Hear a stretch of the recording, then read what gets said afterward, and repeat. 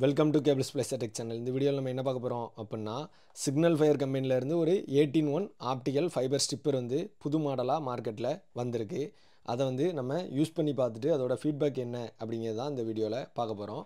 அதுக்கடுத்து இதோட விலை வந்து 2000 ரூபா. நம்ம வாங்கும்போது 2000 ரூபானா, இது மார்க்கெட் வந்த புதுசுலாம் கிட்டத்தட்ட 3000 ரூபா 3200 வரை இருந்தது. இடையில 2500 வரை விற்றுது. இப்போது இது 2000 ரூபாயா ஆயிடுச்சு.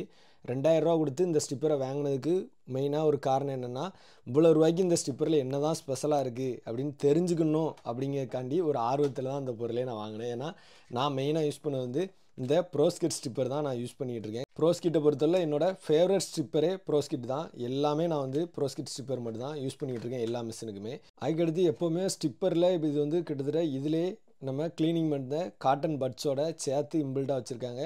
எக்ஸ்ட்ரா மாற்றுக்கும் தனியாக 4 பீஸ் வந்து கொடுத்துருக்காங்க. சரி, எப்படினாலும் இது புது மாடலாக போட்டிருக்காங்க, இதே மாதிரி காப்பி பண்ணி மற்ற கம்பெனிக்காரன்னு போட்டுருவோம், அதில் வாங்கிக்கலாம் அப்படின்னு நினச்சி வெயிட் பண்ணிகிட்டு இருந்தேன்.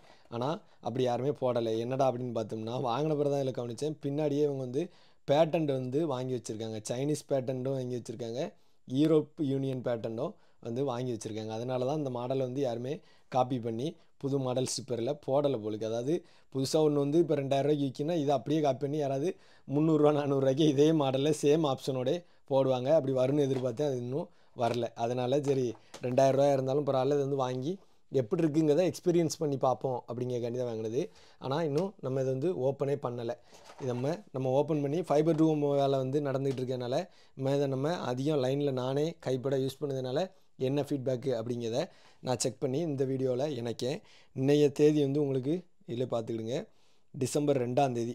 கண்டிப்பாக இதை வந்து நல்லா யூஸ் பண்ணிவிட்டு எப்படி இதோட அவுட்புட் இருக்குது அப்படிங்கிறத உங்களுக்கு வீடியோவில் நான் அப்டேட் வந்து பண்ணுதேன். ஓகே, இந்த ஸ்டிப்பரோட என்னெல்லாம் வந்திருக்குன்னா, ஒரு அலைன் கீ கொடுத்துருக்காங்க. அடுத்து 4 க்ளீனிங் காட்டன் வந்து ஸ்பேராக கொடுத்துருக்காங்க. 2 வந்து இதில் மாட்டியிருக்கு. இந்த இது வந்து தேஞ்சிருச்சு அப்படின்னா அதுக்கடுத்து இதை வந்து மாற்றிக்கலாம். இது எதுக்கு கொடுத்துருக்காங்க அப்படின்னா, இப்போ ஃபைபரில் உள்ள டஸ்ட்டை வந்து நம்ம நார்மலாக ஒரு பேப்பர் வச்சோ டிஷ்யூ பேப்பர் வச்சோ க்ளீன் பண்ணுவோம்.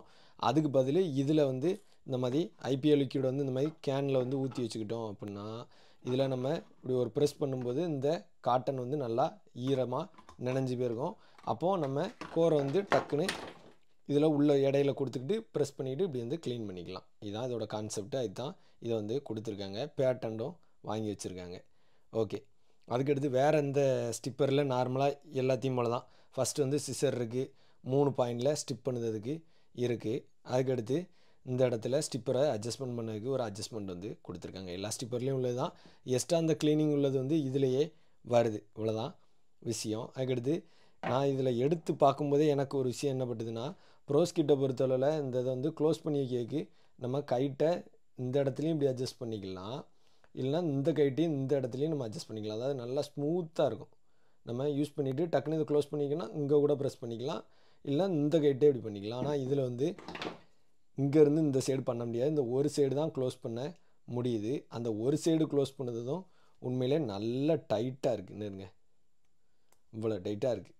இப்படி க்ளோஸ் பண்ணது வந்து உண்மையிலே கஷ்டமாக தான் இருக்குது. நல்லா டைட் பண்ணி தான் க்ளோஸ் பண்ண வேண்டியிருக்கு. இந்த இடம் வந்து ஸ்மூத்தாக இல்லை. நான் ஒவ்வொரு டைம் அட்ஜஸ்ட் பண்ணி அதில் எவ்வளோ கிராச் வந்து ஆகிருக்குன்னு பார்த்துக்கோங்க. நம்ம ஆயில் ஏதாவது போட வேண்டியிருக்கும்னு நினைக்கிறேன். அதான் ஃப்ரீயாக இல்லை, ப்ரோஸ்கிட் மாதிரி ஃப்ரீயாக இல்லை. எடுத்து இதையே யூஸ் பண்ணிவிட்டு டக்குன்னு இந்த மாடலுக்கு வந்தோடனே கொஞ்சம் வித்தியாசமாக தான் இருக்குது. இருந்தாலும் நான் எஃப்டிடிஹெச் ஒர்க்கில் இதை ஃபுல்லாக யூஸ் பண்ணிவிட்டு அதுக்கடுத்து இது 2000 ரூபாய்க்கு ஒர்த்தா அப்படிங்கிறத வந்து அடுத்த வீடியோவில் பார்ப்போம். இப்போ டிசம்பர் 2ஆம் தேதி தான். இப்போ நம்ம ஜனவரியில் இதோட ரிவ்யூவோட ஃபைனல் ரிசல்ட் என்ன அப்படிங்கிறத யூஸ் பண்ணிவிட்டு நான் வந்து சொல்லுதேன். ஓகே, ஒரு பேட்ச் கார்டில் எப்படி கட் ஆகுது அப்படிங்கிறத செஞ்சு பார்த்துருவோம். இது வந்து பழைய பேட்ச் கார்டு தான். பழைய பேட்ச் கார்டை நல்லா கட் பண்ணுதா அப்படிங்கிறத பார்ப்போம். ஓகே, புதுசுங்கனால உண்மையிலே நல்லா ப்ராப்பராக தான் வேலை செய்யுது. ஓகே, க்ளீனிங் பண்ணும்போது நம்ம இப்போ ஐபிஎல் லிக்விட் இல்லை, இதில் இருந்ததுன்னா இந்த மாதிரி நம்ம டக்குன்னு முக்கிக்கிட்டு இந்த கோரை வந்து இதில் கொடுத்துட்டு ஜஸ்ட்டு இந்த மாதிரி புல் பண்ணிக்கலாம்.